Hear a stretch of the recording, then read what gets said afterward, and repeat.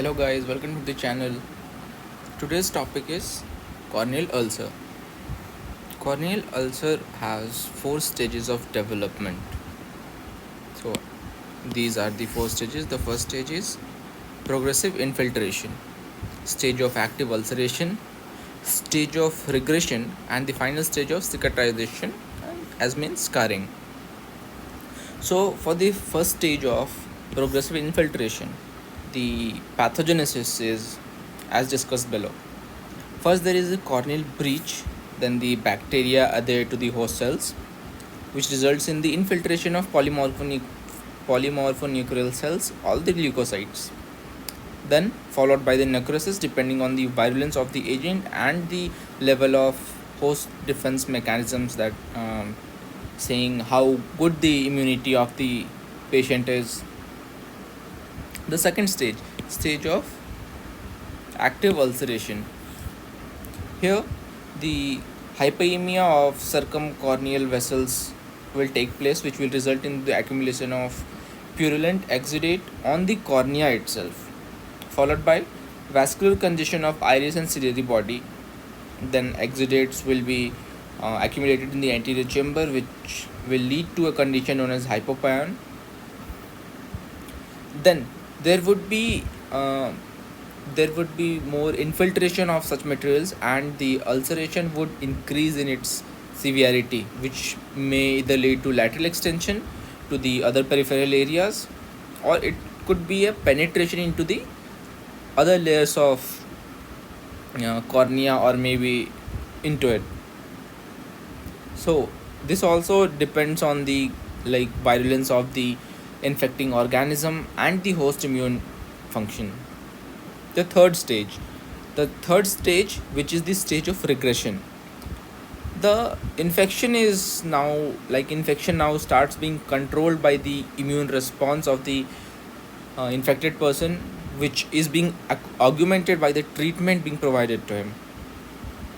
A line of demarcation develops alongside of towards the periphery of the ulcers, which is made by the leukocytes, which phagocytose the organisms and the cellular debris.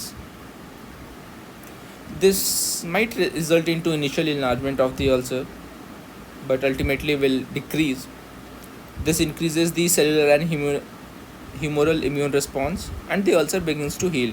The epithelium starts encroaching over the edges of the ulcer. The fourth stage, which is the final stage of cicatrization. Here, there is more, as we talked about in the last stage of regression. Here, it is followed by more progressive epithelialization of the outgrowing tissues, and the underlying stromal fibers, they start laying down some uh, fibrous tissue beneath the epithelium, which is above the stroma, and it would be beneath the epithelium, which was being put during the stage of regression. The stroma then thickens, and it pushes the epithelium anteriorly because of the intraocular pressure. The epithelium, along with the underlying tissue which has been put up by the corneal fibroblast, is pushed outwards anteriorly, and this is how the stage of cicatrization also ends. Also, some extra points to be noted here. If there is only involvement of the epithelial tissue, the corneal healing would not result into any scarring or opacity of the cornea. But the moment it involves the Bowman's membrane and maybe a few layers of the cornea, the healing would result into scarring.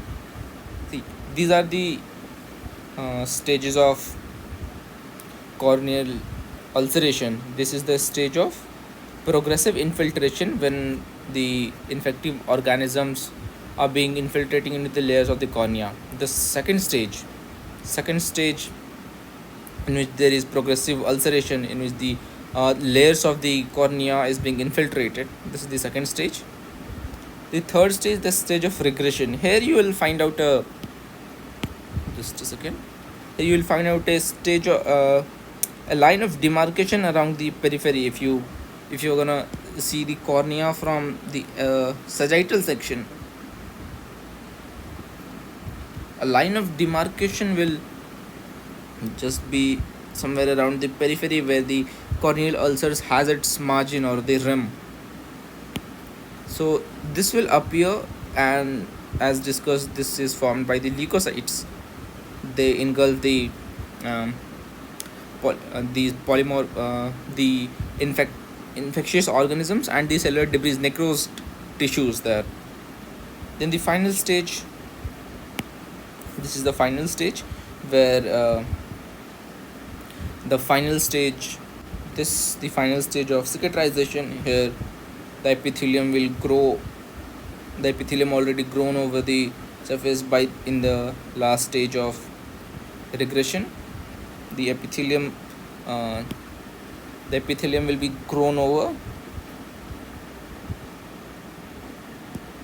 the epithelium will be grown over, and the underlying cornea would deposit some stromal fibroblast tissue, will deposit their fibrous material under it, and this will be pushed outwards due to the high IOP, or maybe the normal, but as this is not, this is new and this is not tolerable to this, so it will push it outwards.